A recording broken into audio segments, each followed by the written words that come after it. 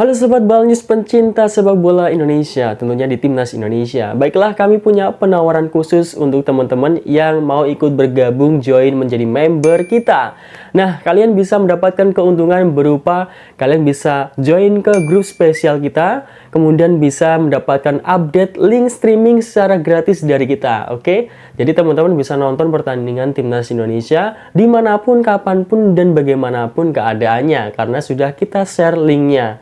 Tinggal kalian silahkan menikmatinya. Baiklah, tunggu apa lagi? Langsung saja klik link atau klik tombol join di channel Balnews. Baiklah, selamat menonton videonya. Gelandang Liga Australia gabung latihan skuad Garuda. Tantangan yang harus dihadapi skuad Merah Putih di Vietnam. Rekap pemain abroad Timnas Indonesia Didi hari tadi. Rekor berpihak ke Indonesia, STY punya peluang permalukan Vietnam. Push leg di bawah, lanjut simak informasi selengkapnya sebagai berikut.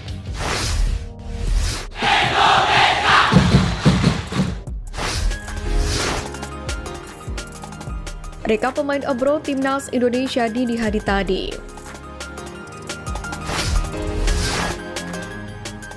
Musim masih berjalan, sejumlah pemain abroad Timnas Indonesia kompak menjalani pertandingan bersama klubnya masing-masing tadi malam. Di antaranya, Ivar Jenner, Eliano Reinders, hingga Sandy Walsh.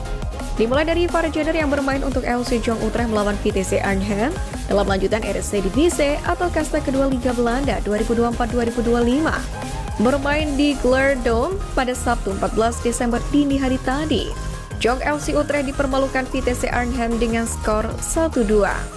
Dalam laga ini, pemain keturunan Indonesia Miliano Jonathans mencetak 1 gol ke gawang Jong FC Utrecht pada menit ke-56.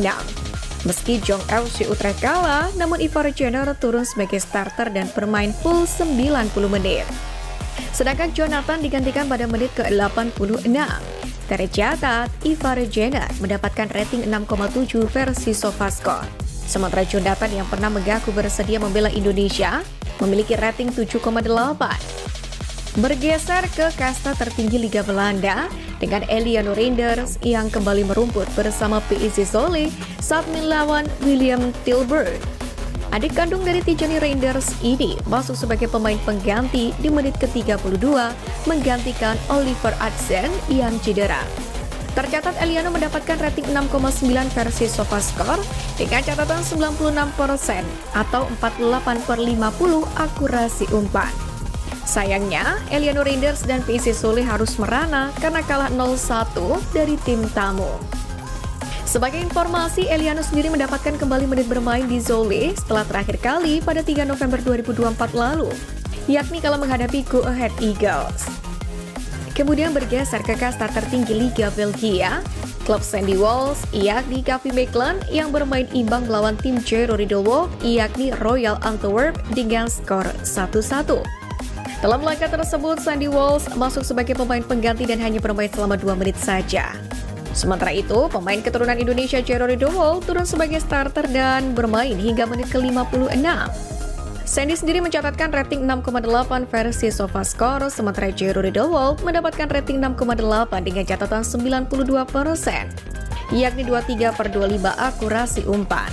Hasil ini membuat Antwerp masih belum bisa menang dari KV Mechelen di 4 pertemuan terakhir mereka.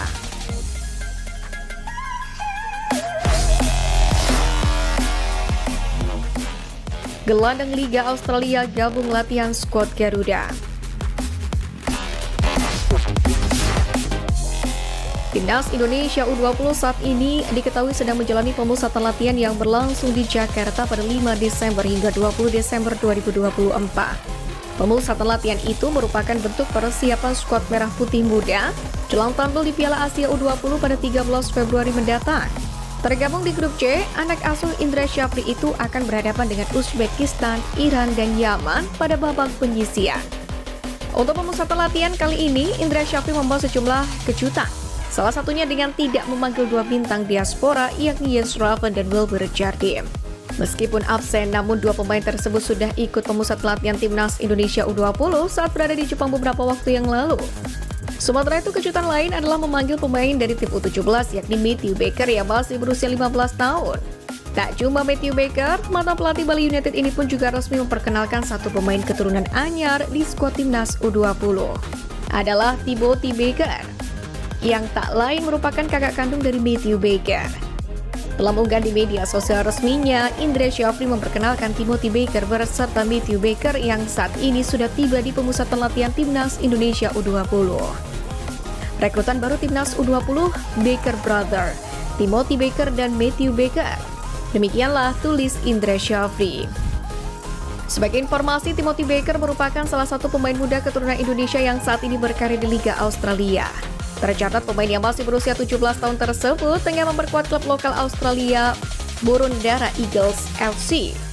Menurut data yang ada, Timothy Baker berposisi sebagai gelandang dan memiliki postur tubuh tinggi mencapai 182 cm. Dengan usia yang masih muda dan pengalaman tampil di Australia tersebut, kehadiran Timothy Baker diprediksi bisa memberikan warna baru untuk timnas Indonesia U20 pada Piala Asia U20 tahun depan.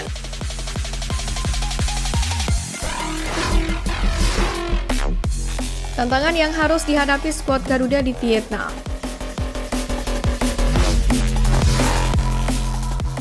Pertama, waktu istirahat.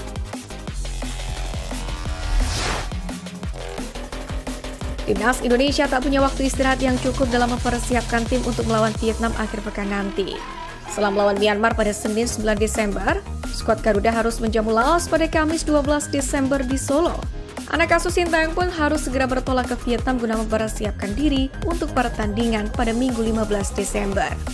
Bermain 3 kali dalam sepekan tentu sangat berat bagi para pemain timnas Indonesia dan sangat berpengaruh pada kondisi fisiknya. Melihat para pemain keteteran saat menghadapi Laos di kandang sendiri, entah bagaimana nasib Indonesia di Vietnam nanti. Kedua, cuaca dingin.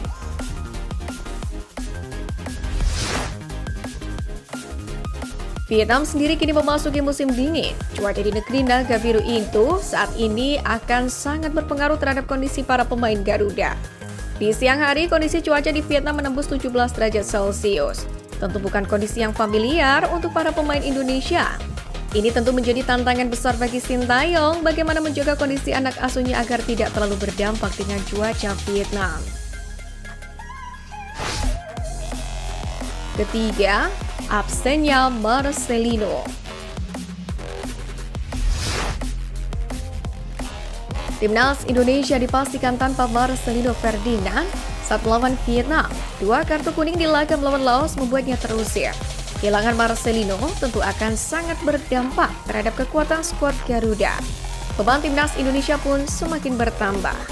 Performa melawan Laos tidak menunjukkan jati diri timnas Indonesia. Selain kalah dalam strategi juga kalah pengalaman dari lawannya.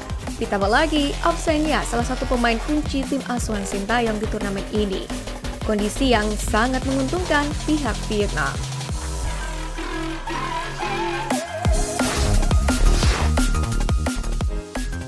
Rekor berpihak ke Indonesia, STI punya peluang permalukan Vietnam.